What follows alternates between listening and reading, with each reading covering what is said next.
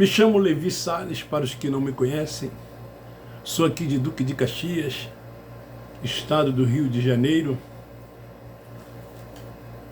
Quero, na terça-feira, hoje, dia 8, Dia Internacional da Mulher, parabenizá-las por este dia.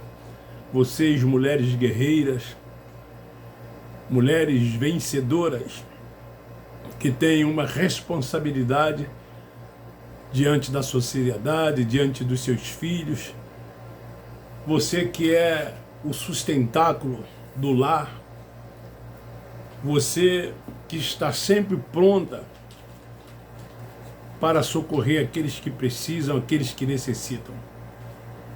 Vocês têm uma participação muito importante na vida das pessoas, principalmente de nós homens. Então nós queremos reconhecê-las, parabenizando-as por este dia que se comemora em todo o mundo. Graça e paz a vós todos. O tema de hoje, eu quero falar sobre algumas coisas que geram receitas dentro desses lugares que eles chamam de igreja, que são templos religiosos. Templos estes que Deus não habita. Está escrito, não tem como questionar. A habitação de Deus somos nós. Somos o santuário, a morada de Deus, e não esses lugares construídos, feitos pelas mãos dos homens. Mas esses lugares são muito importantes para os religiosos. Os religiosos, eles não vivem sem frequentar esses lugares. Esses lugares fazem parte da vida dessas pessoas. Elas foram conscientizadas assim. Eu também fui. E foi difícil para mim. Foi difícil para mim tomar uma atitude, rever conceitos, tomar uma decisão. Não foi fácil, porque implica uma série de coisas. A gente perde círculos de amizade. As pessoas se distanciam de nós. Porque a religião, ela ensina as pessoas. E as pessoas, então, elas dão importância às pessoas que fazem parte daquele meio. E então, como romper com o sistema religioso? Como deixar de frequentar esses lugares? Principalmente para aqueles que já se encontram lá há anos, como eu vivi quase 50 anos dentro dessas instituições religiosas. Mas existem coisas lá dentro que fazem gerar receitas e renda. Então o tema seria assim: medo e terror geram receitas nesses lugares. Queridos, o livro do profeta Isaías, salvo engano, capítulo 55, Isaías os chama, os líderes desses lugares, de cães gulosos. Essa é a expressão usada pelo profeta Isaías. O Nazareno, Cristo Nazareno, nascido de mulher, judeu, que veio para cumprir a lei, que eles trouxeram para dentro desses lugares, ele nos seus dias chamavam essas pessoas de lobos devoradores. O apóstolo Paulo, que recebeu do Cristo ressuscitado a revelação do Evangelho da graça de Deus, eles chamam essas pessoas de homens com astúcias e enganam fraudulosamente. Essa é a expressão usada pelo apóstolo Paulo. Então esses homens, esses líderes religiosos, eles estão à frente de empresas religiosas. Porque esses lugares se tornaram verdadeiros comércios. Porque tudo ali gera em torno de dinheiro. Eles vendem almoço, eles têm cantina, eles fazem rifas, eles recolhem ofertas, sem falar na arrecadação maior, que é os 10% de todos os membros dessas instituições religiosas. Eles até dizem que não são obrigados a serem dizimistas, mas isso não é verdade. Aquele que não é dizimista, ele é tratado de forma diferenciada. Ele é olhado de uma forma diferente daqueles que dizimam, daqueles que no início do mês ou no final do mês levam os seus 10% para os líderes religiosos. E eles recolhem isso em nome de uma tal obra de Deus, dizendo que é para a obra de Deus. Queridos, então essas empresas religiosas com fins lucrativos, para os seus donos e fundadores, o que é que eles fazem nesses lugares? Eles estão sempre impondo medo e terror nas pessoas. É isso que eles fazem.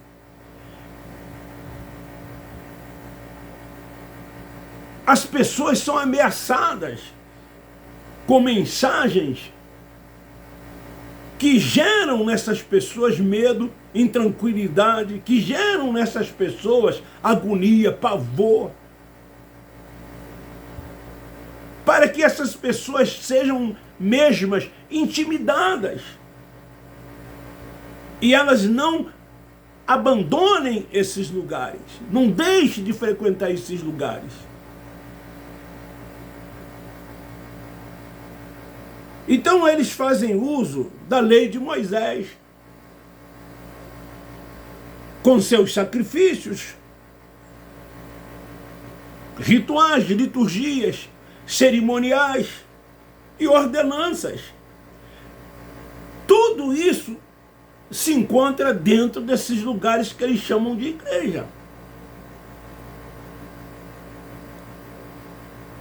Fazem parte dessas reuniões que eles chamam de culto. Sem essas coisas, não há reuniões.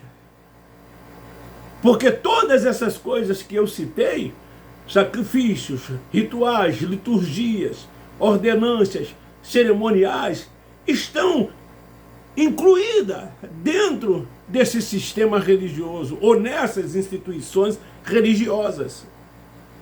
Então as pessoas são aprisionadas nesses lugares, nesses alçapões. Por que alçapões? Porque elas estão presas ali. Se a pessoa quer ir para o céu, ela tem que ser membro de uma igreja, senão ela não vai para o céu. Ela tem que aceitar Jesus, ela tem que se batizar, ela tem que tomar ceia, e uma série de outras coisas que fazem parte para que a pessoa possa se salvar.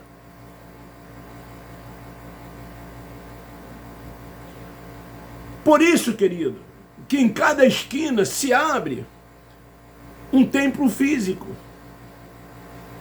que chamam de igreja. Porque, deixa eu te dizer uma coisa, não existe nada mais lucrativo do que isso. Não há nada mais lucrativo do que isso. O investimento é mínimo, principalmente para aqueles que alugam.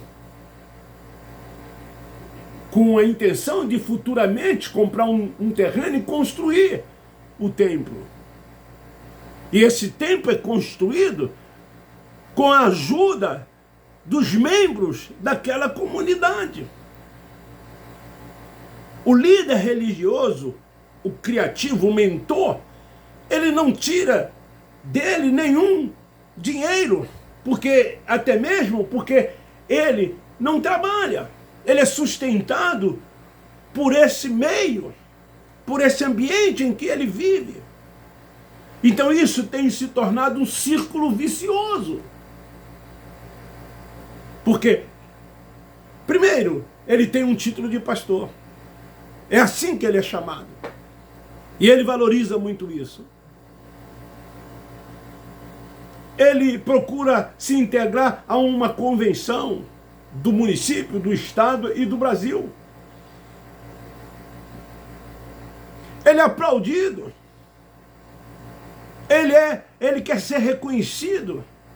Ele procura sempre estar em destaque, em evidência, ocupar os primeiros lugares.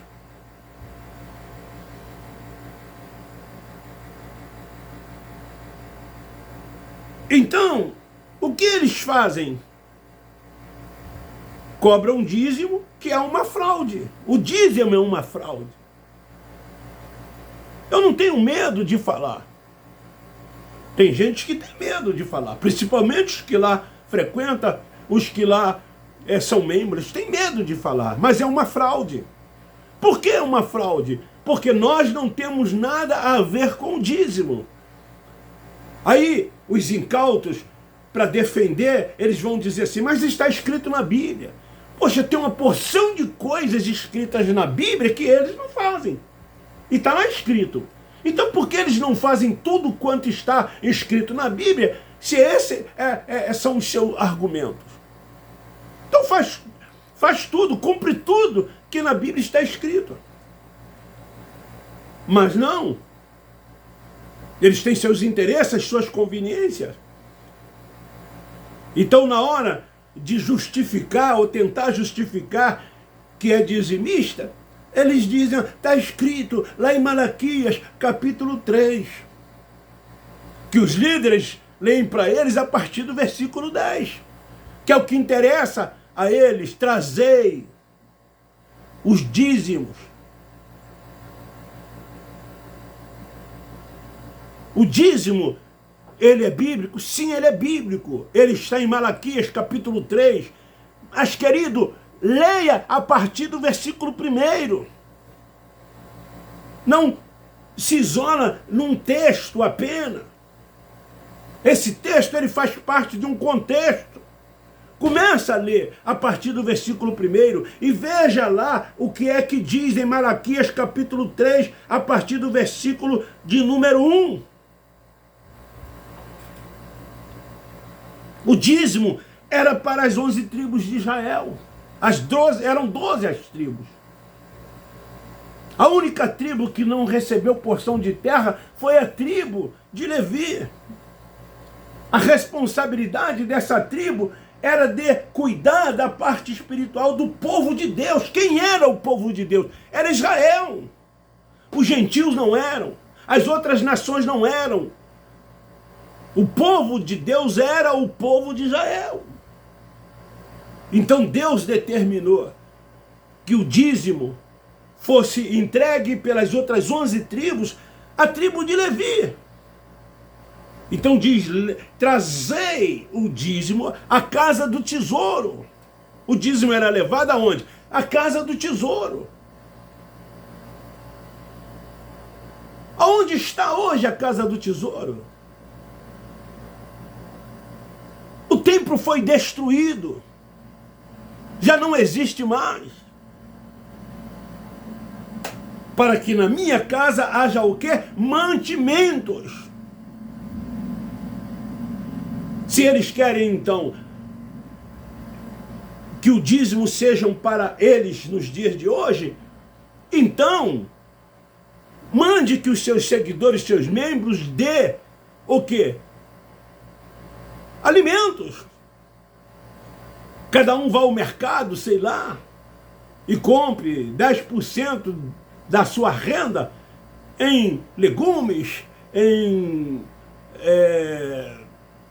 enfim, cereais, em frutas, e dê para eles.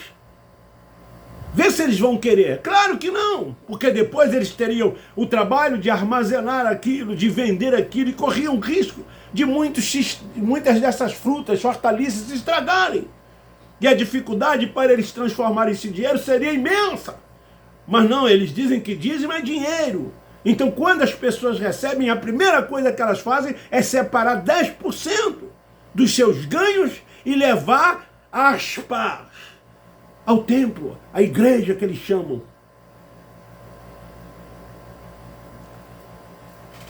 Então, o dízimo, ele gera receitas.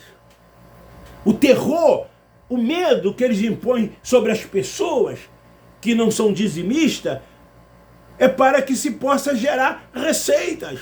Porque, em função desse medo, desse terror que eles impõem às pessoas vão contribuir, as pessoas vão dizimam, porque eles jogam as maldições lá de Malaquias sobre a vida das pessoas, dizendo que o devorador, que eles dizem que é o diabo, o devorador irá na vida dessas pessoas e fará uma devassa.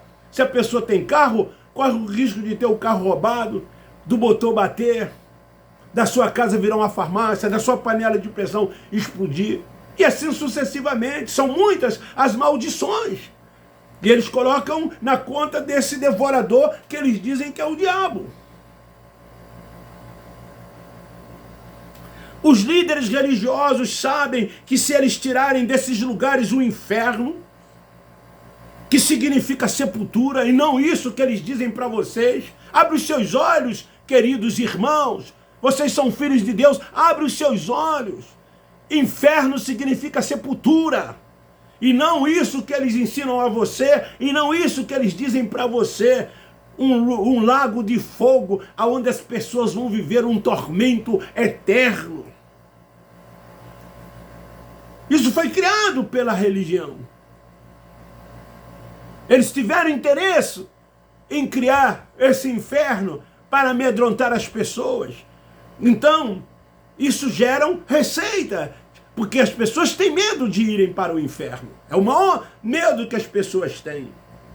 Se eles tirarem o diabo, que é um ser criado como nosso inimigo e também de Deus, desses lugares, as pessoas não mais frequentarão esses lugares e automaticamente então não dizimarão e nem ofertarão. Então, o medo e o terror faz com que nesses lugares geram receitas. E eles não têm compromisso de impostos, como quando uma pessoa abre uma empresa, tem-se.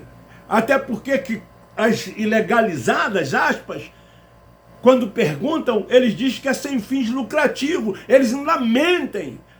São mentirosos, porque esses lugares têm fins, sim, lucrativos. Vejam as mordomias que é proporcionada aos líderes desses lugares. Eles têm seus carrões, têm suas casas próprias, a maioria tem. Tem os melhores planos de saúde,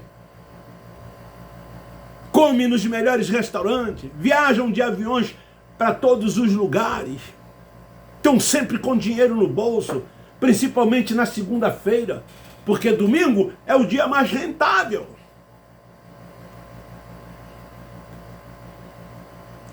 Então, se tirarem desses lugares o inferno, que significa sepultura, o diabo, que não é esse ser criado por eles, mas é o diabo, a nossa carne, o nosso opositor, aquele que se opõe, e o devorador, que eram os gafanhotos que iriam nas plantações daqueles que não levassem os mantimentos para a casa de tesouro e destruiriam as suas lavouras.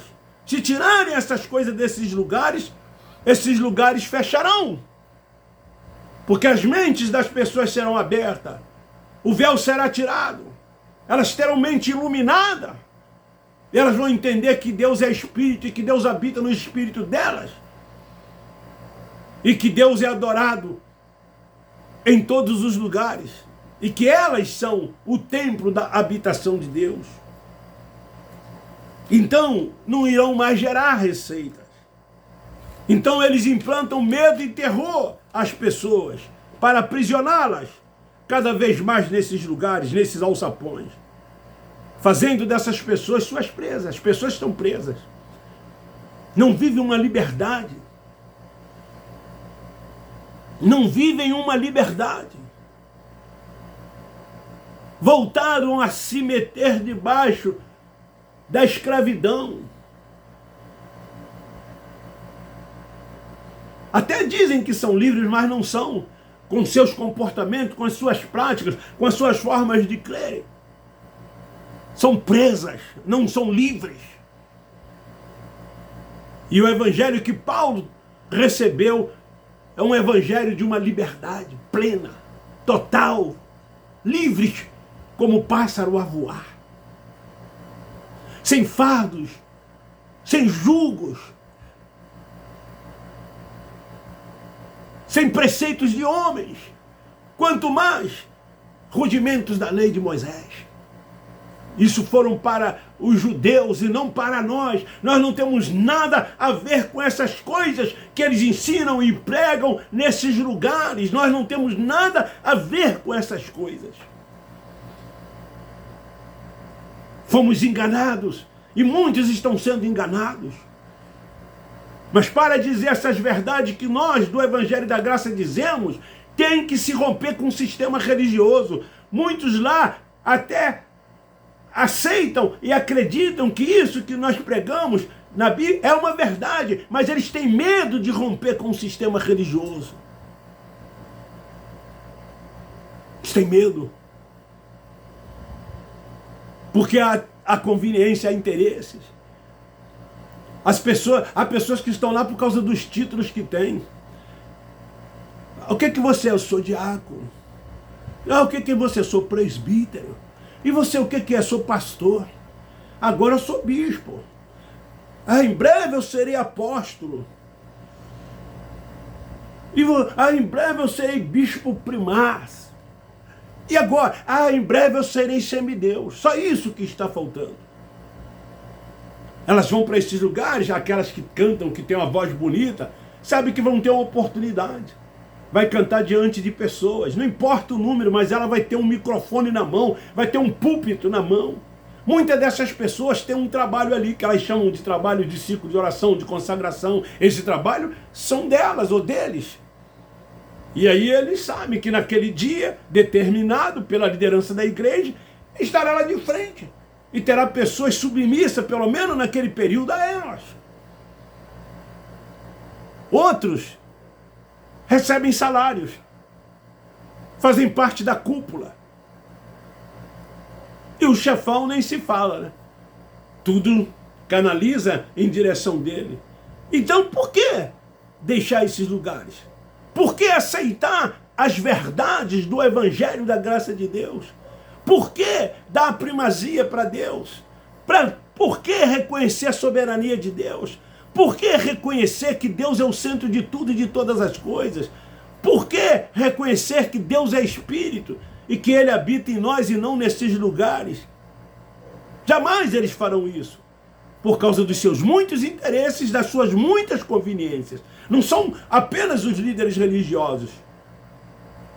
Quase que todos que ali estão têm seus interesses e têm suas conveniências. Algumas dessas conveniências e desses interesses eu relatei aqui, eu relacionei aqui, mas existem muitas outras conveniências e interesses nesses lugares. Eu sou professor dos professores da escola bíblica dominical. A Assembleia de Deus tem muito disso. No sábado à tarde ou à noite eles se reúnem, aí um que se intitula doutor em teologia, ele vai lá ensinar os professores para que no outro dia os professores, cada um, se coloquem diante da sua classe. Eles não querem abrir mão disso, são vaidosos. Isso é uma vaidade. Outros sabem, principalmente os chefões, que no domingo à noite Eles pegarão o microfone e falarão o que eles bem quiserem, o que eles bem entenderem, o tempo que eles quiserem, e ali terão pessoas ouvindo-as. Gente, são muitos interesses, são muitas conveniências. Por isso que o medo e o terror geram receitas nesses lugares, porque o interesse maior, a conveniência a maior são as arrecadações, os dinheiros que entram nesses lugares. Então, nesses lugares, eles vendem um falso evangelho. Sabe por quê? Porque o evangelho que eles pregam lá é o evangelho da circuncisão. Esse evangelho da circuncisão, ele fora pregado no dia do Cristo Nazareno, quando o Cristo veio e se fez carne e habitou entre eles, e não entre nós, os gentios da época, ou outros povos. Ele separou 12 apóstolos e chamou esses apóstolos de apóstolos da circuncisão, que esses apóstolos fizessem discípulos, e que esses apóstolos mais os discípulos fossem pregar ao mundo, aquele aion de Israel, o evangelho, e de por todo o mundo, Marcos 16:15, que eles trouxeram para os nossos dias, como trouxeram todas as coisas da lei para dentro desses lugares. E aí ele sai dizendo, né? Quem crer e for batizado será salvo, quem não crer está condenado. O crer era no entendimento para aquele povo, para a nação judaica, aqueles que crescem naquele evangelho pregado pelos apóstolos, o evangelho da circuncisão. Eles seriam o quê? Salvo do juízo que viriam sobre eles, como veio no ano 70.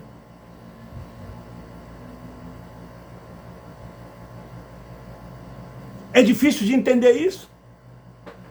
Por que seguir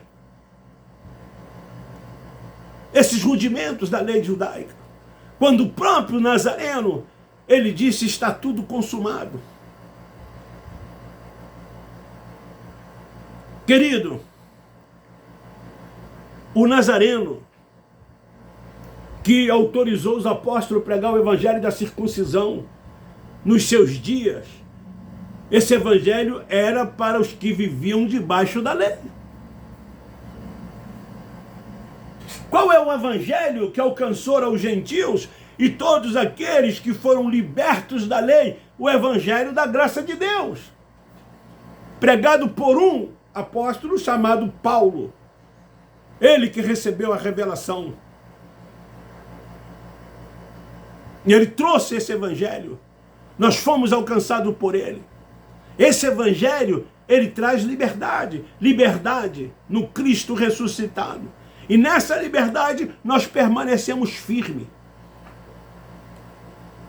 reinando e triunfando em graça e descansando nele. Portanto, fuja desses lugares. Deus é espírito, presta a ele culto em espírito e em verdade, culto racional.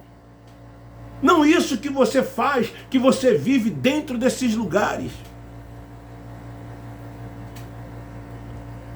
Você é filho de Deus, viva como filho de Deus. Você é herdeiro. Tudo quanto tinha que ser feito, ele fez. É questão de andar por fé, porque o justo, ele vive por fé. Não vive por vista, como nesses lugares ensinam. Amanhã Deus vai te abençoar, amanhã você vai prosperar, amanhã você vai ser curado, a vitória virá. Tudo futuralizado. Porque eles futuralizam tudo. Enquanto ele já fez tudo o que tinha que se fazer. O justo agora vive por fé. Ele crê, ele toma posse. Ele toma posse. Ele não anda mais por vista. Ele vive sob os cuidados, sob a dependência de Deus. É Deus quem cuida dele. Ele reconhece a soberania de Deus. A graça mostra isso. Quem aparece na graça é ele. Nós não temos títulos e nem queremos títulos. Eu já tive títulos, não quero saber mais disso. Paulo disse, tudo é esterco. Quando a mente iluminada é aberta, tudo é esterco. Essas coisas aqui, para nada serve a não ser para o mundo secular. Para as coisas de Deus, não. Para o mundo secular, isso serviu para mim. Hoje não, sou aposentado, estou com 67 anos de idade. Eu estudei para o mundo secular. Para as coisas espirituais, nada disso aqui tem importância, nada disso aqui tem valor. Paulo estudou aos pés de Gamaliel. Paulo era poliglota. Mas ele considerou tudo esterco quando ele teve um encontro com Cristo ressuscitado. É assim, querido. Essa é a pura verdade, essa é a pura realidade. O conhecimento secular tanto não tem importância para as coisas de Deus, que lá dentro desse sistema religioso, lá tem advogados, lá tem engenheiros, lá tem professores, lá tem uma série de pessoas com cursos superiores. Mas não leram a Bíblia como deve ser lida. Não respeitam tempo verbal, destinatário, remetente, época. Eles trazem as coisas daqueles dias para os nossos dias. E são pessoas chamadas intelectuais. Aqui, as que mais se destacam, as que mais recebem posições em função do que elas são. Eles lá valorizam muito isso. Mas eles seguem aquilo que os seus líderes dizem. Eles não são capazes de ler e interpretar a Bíblia. Por exemplo, eu falei aqui de Malaquias, capítulo 3. Eles começam do versículo 10. Essas pessoas entendidas, cultas, com cursos superiores, porque eles aprenderam a começar do versículo 10. Pegam um texto isolado, não respeita tempo verbal, pronomes, não respeitam épocas, como eu disse, destinatário, a quem se destina, a quem remete. E aí, então eles trazem tudo e dizem que é para nós. Pegam tudo e aplicam na vida das pessoas. E as pessoas então são cegas guiadas por cegos, que são isso que eles são.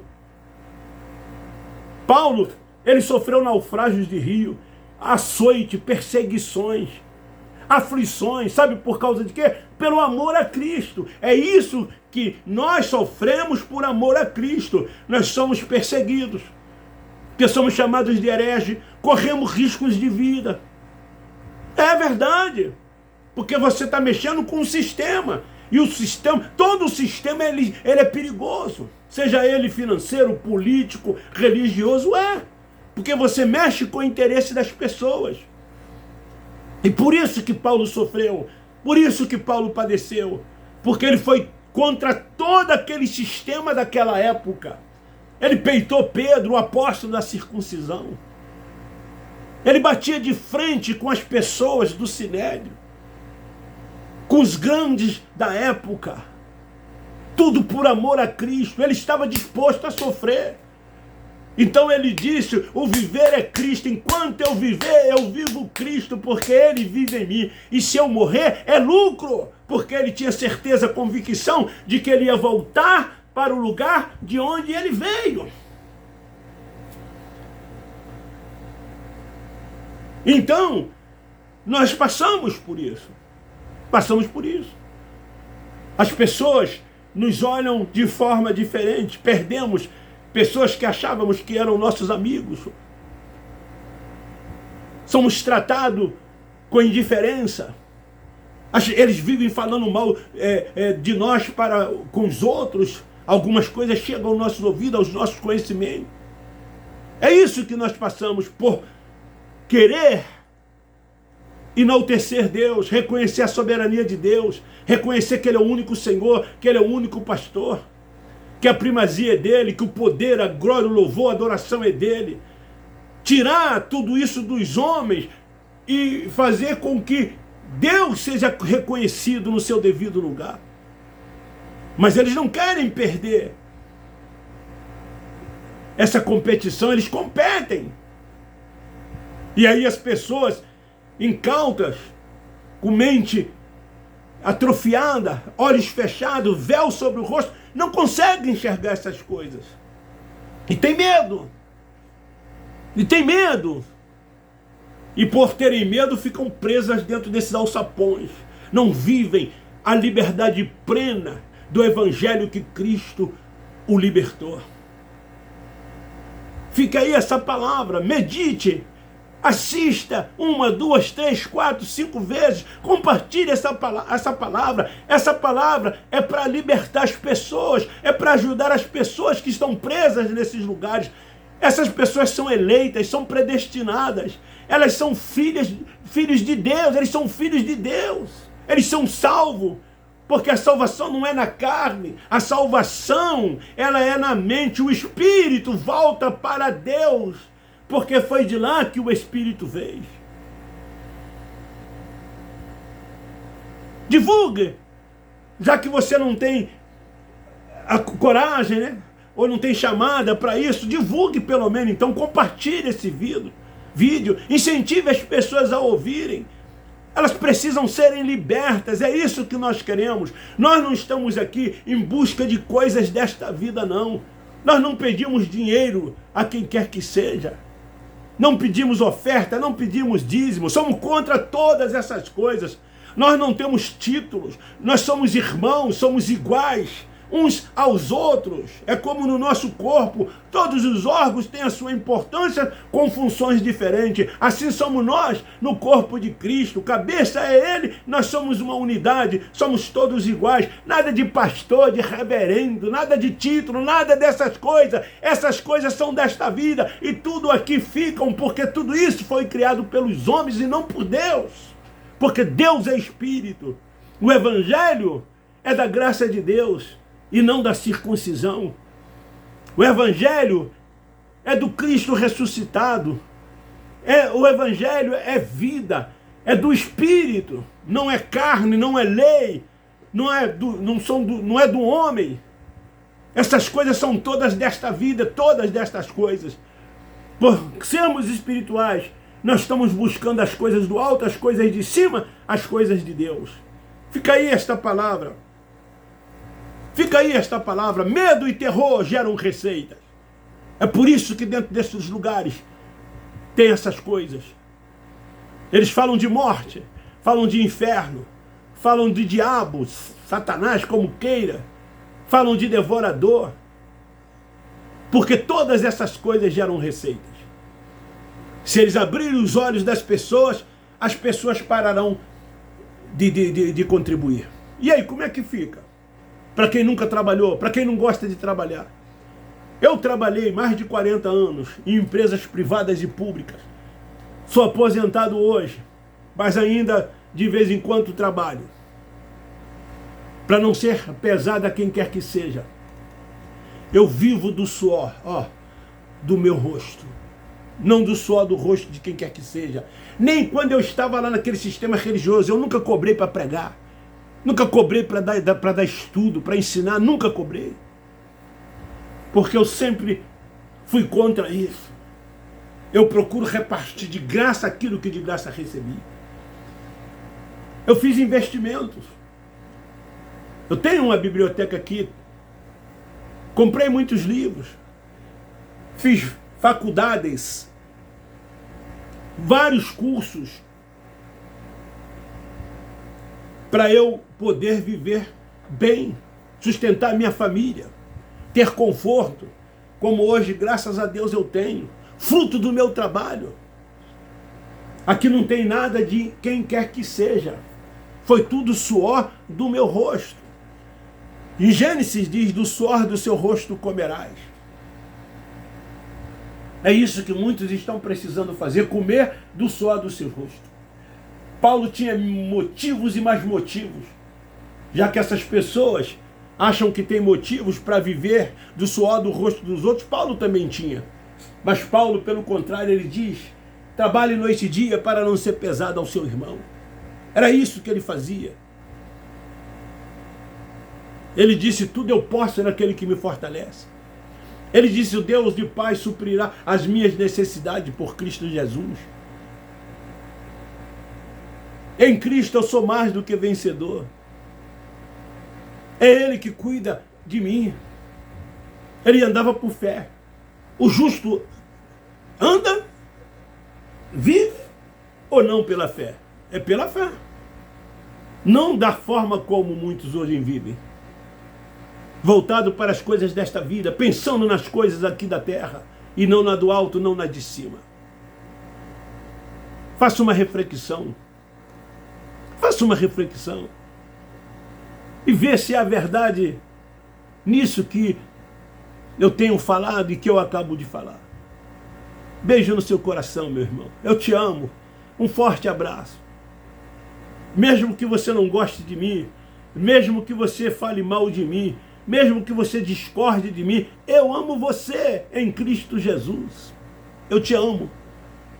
Independente de você concordar ou não comigo, de você pensar ou não comigo, eu amo você. Porque o evangelho, ele gira em torno do amor. É de amarmos uns aos outros. Sermos benevolentes, benignos, compassivos, misericordiosos para com os outros. É assim que devemos viver. Independente do que a pessoa é, independente da vida que a pessoa leva, temos que amar. Porque Deus amor a todos, Deus ama a todos, independente de como as pessoas são. Deus é amor. E a essência do amor de Deus, ela tem que estar em você, ela tem que estar em mim, ela tem que estar dentro de cada um de nós. Fica aí esta palavra. Medo e terror gera receita. Beijo, forte abraço. Abba Pai, Abba Pai, Abba Pai.